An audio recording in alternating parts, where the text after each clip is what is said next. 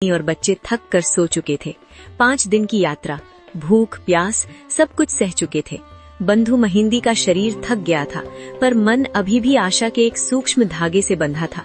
उसी क्षण भीतर गर्भगृह में भगवान जगन्नाथ व्याकुल हो उठे। जिन आँखों से सृष्टि देखी जाती है, उन आँखों में आज करुणा भर आई। जिन हाथों से जगत चलता है, उन्हीं हाथों ने आज एक भक्त की लाज का भार उठा लिया। महाप्रभु ने ब्राह्मण का रूप धारण किया। साधारण वस्त्र, शांत मुख और चाल में अद्भुत विनय। वे स्वयं रसोई की ओर बढ़े। जहाँ हजारों हाथ महाप्रसाद बनाते हैं, वहाँ आज भगवान स्वयं थाली सजा रहे थे। कहीं से दाल उतारी, कहीं से भात, कहीं से साग। जैसे माँ अपने बच्चे के लिए प्रेम से परोसती है, वैसे ही महाप्रभु ने थाली सजाई। सुभद्रा जी और बलभद्र जी ये दृश्य देखकर प्रसन्न थे। आज संसार जिसकी थाली लगाता है, वही स्वयं अपने सखा के लिए थाली लगा रहा था। थाली पर वस्त्र रखा गया और ब्राह्मण रूप में महाप्रभु बाहर आए। सिंह द्वार के पास पहुंचकर उन्होंने कठोर सी आवाज में कहा, कोई बंधु महिंदी नाम का है क्या? नाम सुनते ही बंधु महिंदी चौंक गए।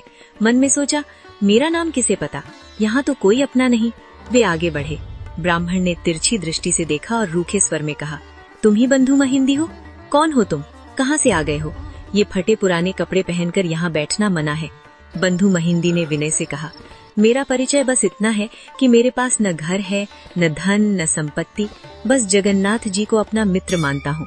ब्राह्मण के मुख पर क्षण भर के लिए गंभीरता आई, फिर बोले, अच्छा, महाप्रभु जगन्नाथ स्वप्न में आए थे।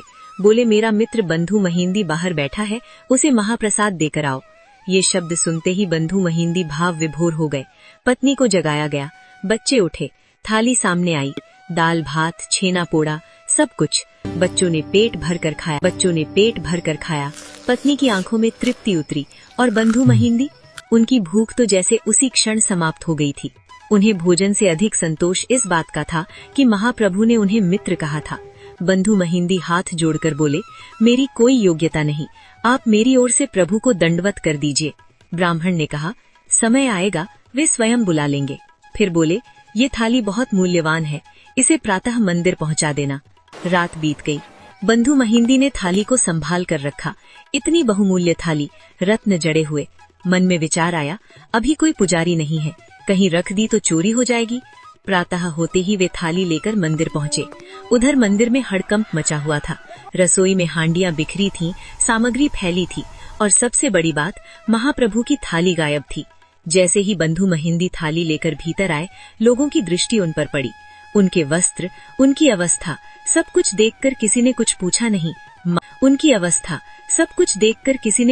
नहीं। मारपीट शुरू हो गई और उसी क्षण बंधु महिंदी नाचने लगे। वे पीड़ा में नहीं, प्रेम में थे।